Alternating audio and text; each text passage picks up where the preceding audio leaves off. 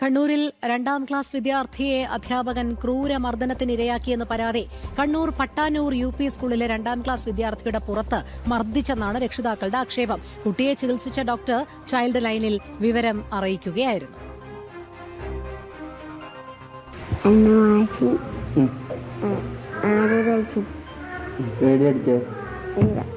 എന്തിനായിരുന്നു അറിയോ? എന്തിനടിച്ചേ?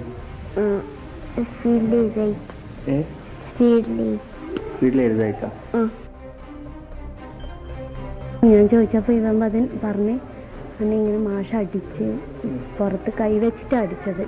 കുട്ടീനെ ഒരു പ്രാവശ്യമല്ല അടിച്ചത്, 4 പ്രാവശ്യം കുട്ടീനെ അടിച്ച്. അത് ഒരു മാഷം ഒരു സ്കൂളൊന്നും ചെയ്യില്ലല്ലോ. അപ്പൊ നമ്മള് അന്ന് വിചാരിച്ച അങ്ങനെ ഉണ്ടാവില്ലായിരിക്കും കുട്ടിക്കെന്ന്. പക്ഷേങ്കിൽ ഇവന് ദിവസം കഴിയുന്തോറും വേദന. പിറ്റേ ദിവസം നമ്മൾ സ്കൂളിൽ പോയി മാഷോട് പറഞ്ഞ് എന്നിട്ട് ക്ലാസ് മാറ്റി. അടിക്കുക മാത്രമല്ല ചെയ്ത് ചെവി പിടിച്ചിട്ട് ഇങ്ങനെ വലിച്ചിട്ട് ചെവിയും ഇങ്ങനെ നീരുന്ന. കൂടുതൽ വിവരങ്ങളുമായി മിഥുൻ പിള്ള ചേരുന്നു. മിഥുൻ, ചെറിയ കുട്ടിയാണ്, 2ാം ക്ലാസ്സുകാരനാണ്. അവനാണ് ഇത്തരത്തിൽ അധ്യാപകന്റെ കയ്യിൽ നിന്ന് ക്രൂരമായി മർദ്ദനമേൽക്കേണ്ടി വന്നത്. ദിവസങ്ങളോളം അവൻ ആ വേദന അനുഭവിച്ചു.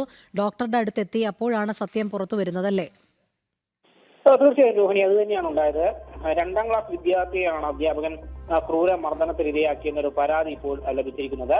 കണ്ണൂർ പട്ടാനൂർ UP സ്കൂളിലെ 2ാം ക്ലാസ് വിദ്യാർത്ഥിക്കാണ് ഈ മർദ്ദനമേറ്റത്. വിദ്യാർത്ഥിയുടെ പുറംഭാഗത്താണ് മർദ്ദിച്ചതെന്ന് രക്ഷിതാക്കളും പറയുന്നുണ്ട്. ഏതാനും ദിവസം മുമ്പാണ് ഈ ഒരു സംഭവം നടന്നത്.